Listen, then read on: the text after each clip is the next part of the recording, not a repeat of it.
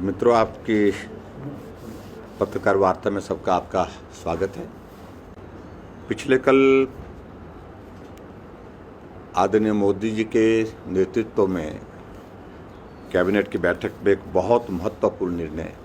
लिया गया है और वो निर्णय जो आज के दौर पर एक ग्लोबल इशू है, बेरोजगारी। और मेरा ये मानना है कि बेरोजगारी किसी देश का, किसी प्रदेश का ही मुद्दा नहीं है, ये ग्लोबल इशू आज की तारीख में है। और ऐसी परिस्थिति में सरकार की ओर से बेरोजगारी को दूर करने के लिए प्रयत्न करने चाहिए। इस दृष्टि से आदरणीय प्रधानमंत्री जी लगातार प्रयासरत रहे और पिछले कल जो बहुत महत्वपूर्ण घोषणा की, उस घोषणा का मैं स्वागत करता हूं। सबसे पहले तो 10 लाख नौजवानों को देश भर में अलग अलग विभागों में नौकरी देने का ऐलान करना, और ये मैं कह सकता हूं कि शायद आज तक के इतिहास में भारतवर्ष में पहली बार इतने बड़े स्केल पर नौकरी देने का निर्णय करना फेज्ड मैनर में, और इस निर्णय का मैं स्वागत करता हूं, अभिनंदन करता हूं। स्वाभाविक रूप से केंद्र सरकार के अलग अलग विभागों में जहां जहां भी रोजगार की संभावनाएं हैं, उन सारी संभावनाओं को तलाशने का प्रयत्न काफ़ी तेज़ी से पिछले दिनों चला हुआ था और उसके लिए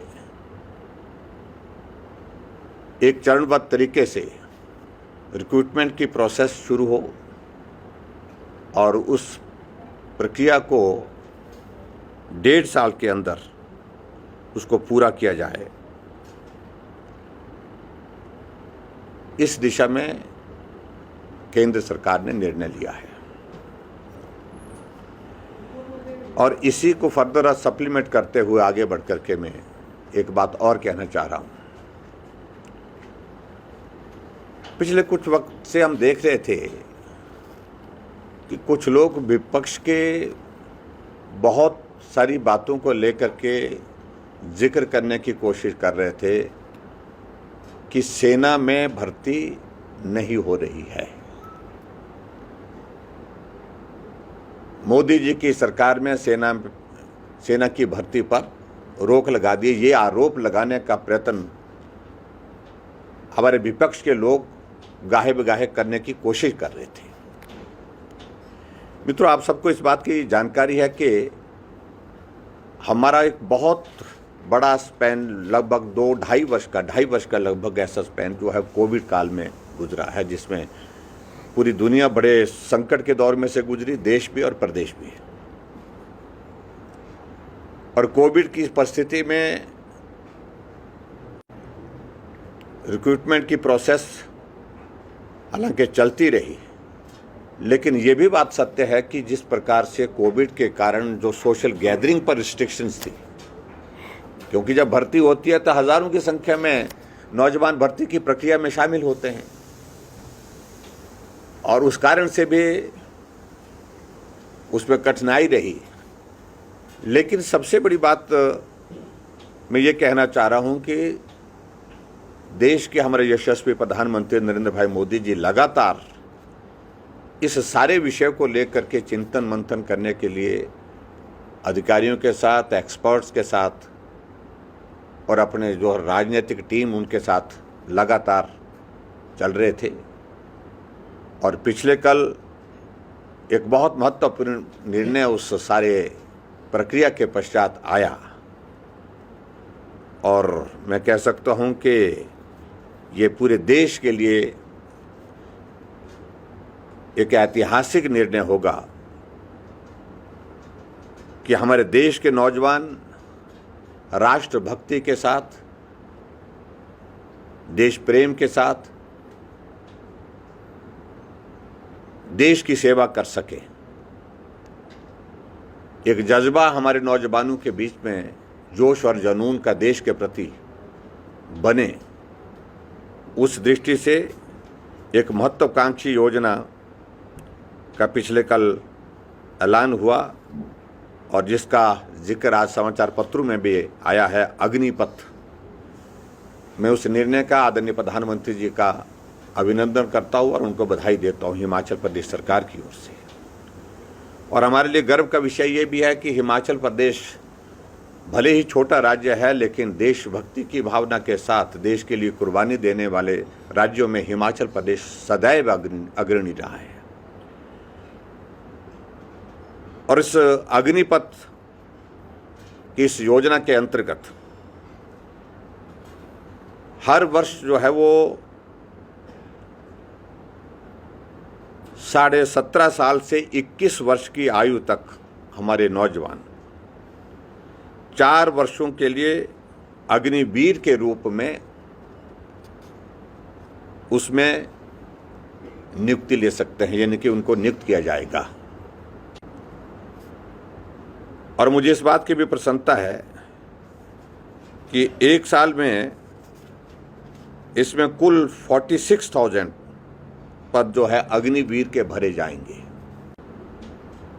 ये निर्णय एक ऐतिहासिक निर्णय है और सबसे बड़ी बात तो यह है कि छोटी आयु में देश के लिए मर मिटने की भावना को पैदा करना, देश के लिए समर्पित होकर के अपने जीवन की कुर्बानी देने का भाव भी उनमें जागृत करना, इस दृष्टि से इस योजना का एक बहुत बड़ा लाभ रहने वाला है। और मुझे इस बात की भी प्रसन्नता है कि जो अग्निवीर जिसमें जिनकी रिक्रूटमेंट होगी, तो उसमें सारी जो फिजिकल उनकी कैपेबिलिटी है, उनकी योग्यता है, और सेना में जो नॉर्म्स कुछ रहते हैं उन सारी चीज़ों को लेकर के डिसिप्लिन के उन सारी प्रक्रियाओं को पूरा करने के पश्चात इसमें चयन किया जाएगा। और चयनित होने के पश्चात 30,000 रुपये उनको सरकार की ओर से वेतन भी दिया जाएगा, पहली साल में 30 और बाद में 4 वर्ष पूरा होने पर शायद ये 40,000 तक पहुंचेगा, 40,000 तक पहुंचेगा। और उसी के साथ आगे बढ़ कर के इन अग्निवीरों को राशन, वर्दी, यात्रा भत्ता जैसी सुविधाएं भी प्राप्त होंगी, ये भी उसमें जिक्र किया गया है। और जो उसमें आगे और महत्वपूर्ण इसमें एक पार्ट इसमें है जिसका मैं जिक्र करना चाहूँगा कि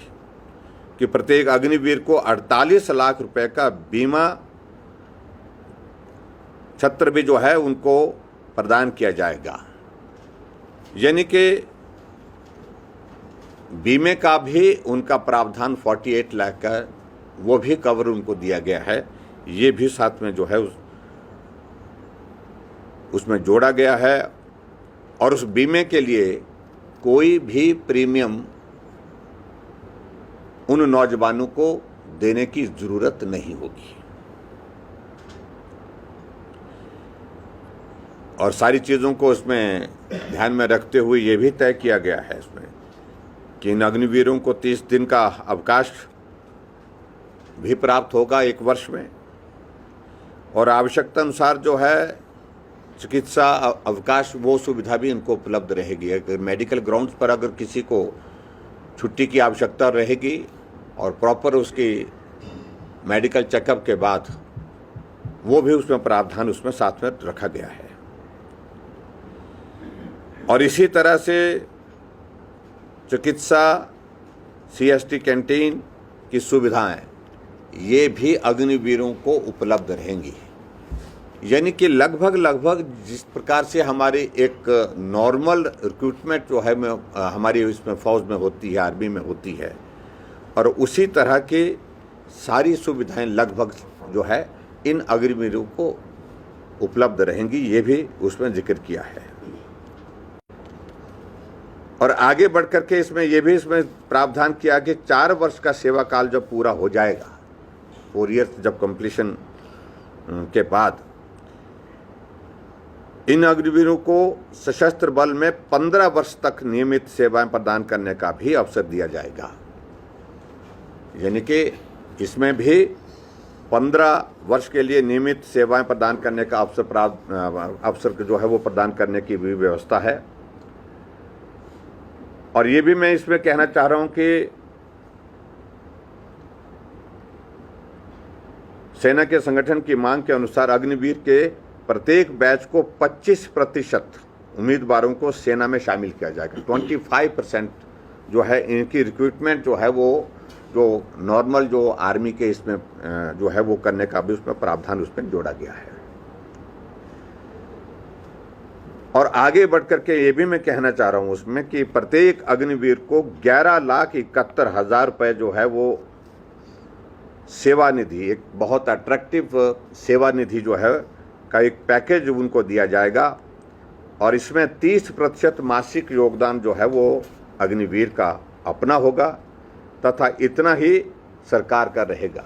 कुल मिलाकर के 11,71,000 रुपये जो है उसमें सेवा निधि के पैकेज के रूप में उनको मिलेगा। और जो सेवा निधि का जिक्र मैं कर रहा हूं, इस पर कोई इनकम टैक्स जो है वो देय नहीं होगा।